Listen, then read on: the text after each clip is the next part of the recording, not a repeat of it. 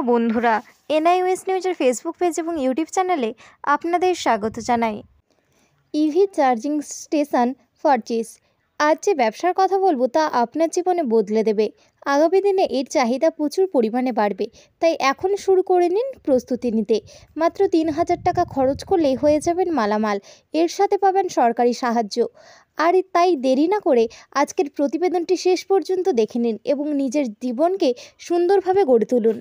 বর্তমান সময়ে বহু নতুন নতুন জিনিসের চাহিদা বাড়ছে, তার মধ্যে একটি হচ্ছে বৈদ্যুতিক গাড়ি, যা ক্রমাগত বেড়েই চলেছে। ভারতে বৈদ্যুতিক গাড়ির চাহিদা অনেক বেড়েছে। সরকার এই বৈদ্যুতিক গাড়িগুলি জনপ্রিয় করার লক্ষ্যে রয়েছে, কারণ এর থেকে পরিবেশ দূষণের সম্ভাবনা নেই।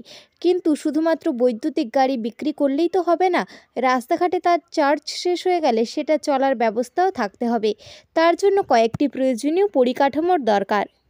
জ্বালানি গাড়ির জন্য আমরা যেমন রাস্তার ধারে পেট্রোল পাম্প দেখতে পাই, সেরকমই বৈদ্যুতিক গাড়ি চার্জ করার জন্য প্রয়োজন হবে চার্জিং পয়েন্ট, পেট্রোল ভরার মতোই, যার সাহায্যে চার্জ করা হবে। বর্তমান সময়ে বৈদ্যুতিক গাড়ি চার্জ করার পরিকাঠামো অনেক কাঁচা। ভারতবর্ষে যে সংখ্যক পেট্রোল পাম্প আছে সেরকম কোনো চার্জিং পয়েন্ট নেই, তাই এই নিয়ে সরকার একটি পরিকল্পনা নিয়েছে।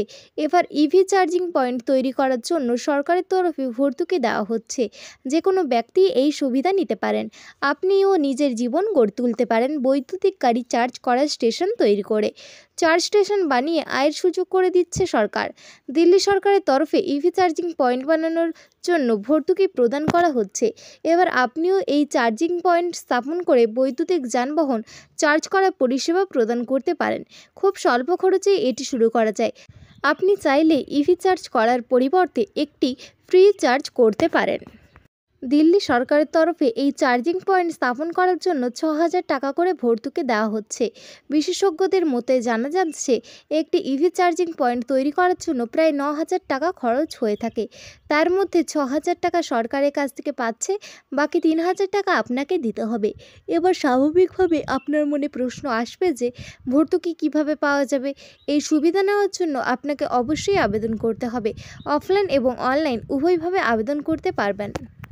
এই ধরনের নিয়মিত আরও প্রতিবেদন পেতে আমাদের অফিসিয়াল ওয়েবসাইট দেখুন, যার লিঙ্ক ডেসক্রিপশানে দেওয়া রয়েছে।